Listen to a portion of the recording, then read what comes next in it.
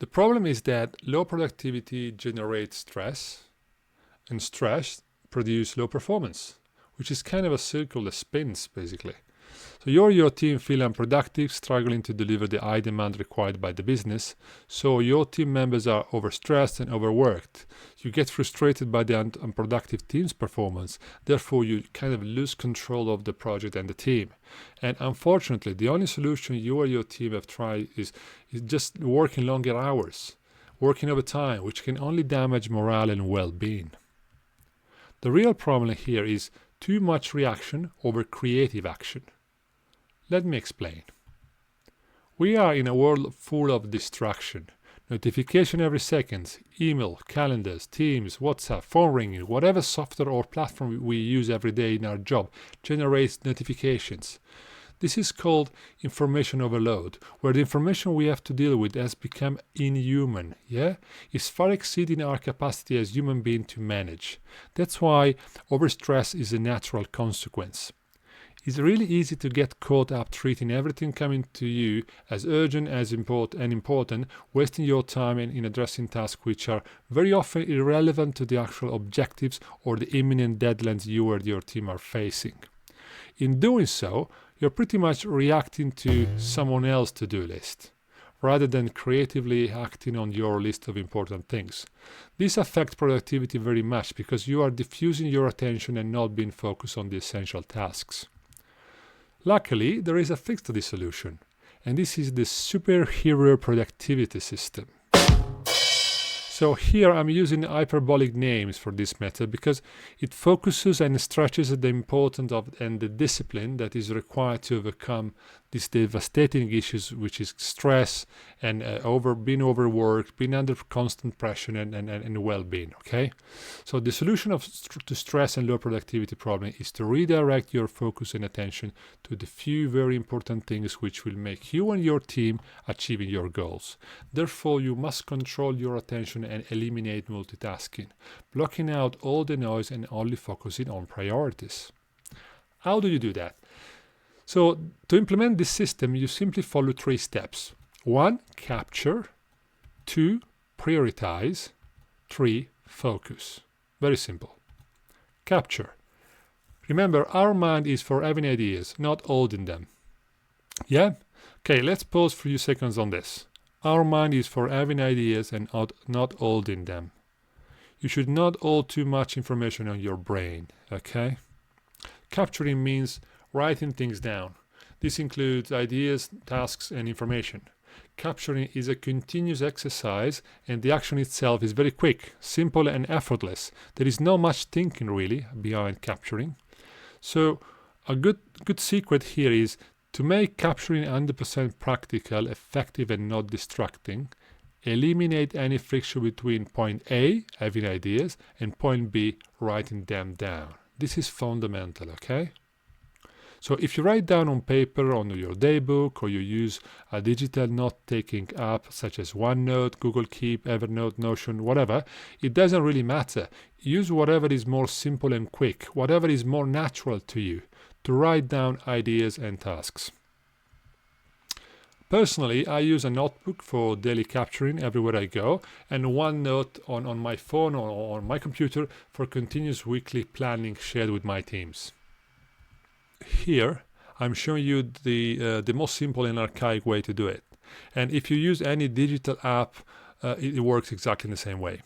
So you only capture actionable items that will allow you and your team to achieve your goals. Always start your quick capture with an action verb, okay? And don't use more than 4 to 5 words. You see, in the example here, all the items are very short and they all start with an action verb. Prepare, comment, book, send, write, reply, and so on. Of course, capturing also includes going through your inbox emails and voicemails, which remember are all someone else's to-do list, yeah? For example, here we have Outlook, where again, only capture actionable tasks and put them in your list. Ensure that anything else that is not actionable but still important is correctly recorded or archived in Outlook, Gmail, received information folders, or published in any filing system you and your company use, so you can always research for and access it when it's needed. And once it is recorded or published, just forget about it. Yes, I said correctly. Forget whatever you have not captured. Very simple. If you're worried something important may come back to you, just capture it and put it in your list of actions. But jot this down. Capturing is like downloading your head and relieve the psychic stress of holding information that prevents you to be able to be fully present. So you basically free up more space in your mind to be more creative, and stress just goes away. Very simple. 2. Prioritize. So prioritizing is a dynamic exercise that requires a bit more thinking. Is your decision-making time, okay? So which I suggest you to do at least once a day. But please note, this is the most important step in this method, and it has more to do with effectiveness more than efficiency, okay? We are all talking about effectiveness here. So prioritize by importance and urgency. So important and urgent first, important second, and urgent third. So what is important? Well, the answer here is trust your gut. Yeah?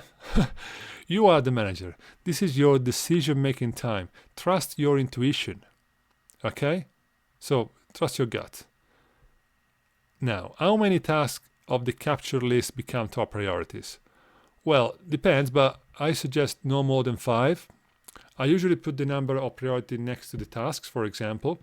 But again, in some of my best and more rewarding working days, I have accomplished maximum 2 important tasks, or sometimes even 1 big vital task, which made my day a winning day. And don't get too much fixated to accomplish all your tasks and clear your list every day. The target here is going by priority, because honestly, your list will always be longer and longer and longer. So there's not much you can do. Just focus on priorities. Another thing is split between tasks for you to do and tasks for you to delegate to someone else. And we'll go into this one in the third step. Remember, don't try to be nice with your priority list, okay? So if you want to put something that it would be nice to help someone else and I will do it rather than let them go and let them do it themselves, well, no, please. Don't work on nice to-do list, okay? Just be brutal. It is the only way you actually can be nice and kind and respectful with yourself and with your team. So you don't want to make anyone busy doing unessential work, okay? Be brutal and be kind with the rest of your team and with yourself.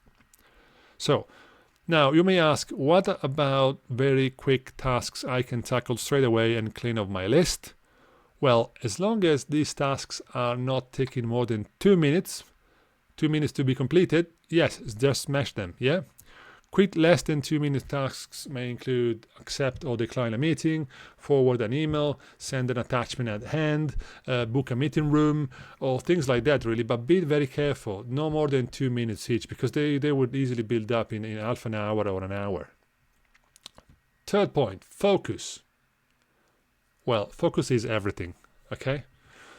Years ago, a journalist asked Bill Gates and Warren Buffett, what is the one secret of your lifelong success? And both of them replied, focus. Okay, very simple. But the problem is, nowadays, our working environment is full of distractions, notifications, emails, Teams, WhatsApp, phone ringing, a colleague poking on your shoulder. And this intense destructive noise far exceeds our capacity to concentrate properly as human beings. Therefore, we need the superhero focus, okay? You remember that we call this productivity strategy superhero productivity. Therefore, we're talking about superhero focus. So once you have your priority list, apply your superhero focus on the number 1, the most important one, and just crack on. Again, nothing else matters. No distraction, no multitasking. Create an impermeable barrier to distractions. It is up to you how you arrange this bubble. Close Outlook, put your phone away, use noise cancelling headphones, whatever. but just focus on priority number one and don't move to number two until the number one is completed. Okay, remember, much of the stress that people feel doesn't come from having too much to do. It comes from not finishing what they've started. Okay, then strongly encourage your team to only focus on their one vital priorities for the next deadline, and everyone in the team does the same. You do the same, and it will be amazing. Okay, now if you and your team implement this productivity system consistently, you will get all the important things done. You will be able to smash deadlines after deadline, stress-free, without working overtime. And the sooner you adopt this system and the earlier you will build this productivity attitude, I'm sure that this strategy will bring amazing results to you and your team. Okay? So now that you have discovered how to release mental pressure and boost productivity, let's talk about getting even more from your team.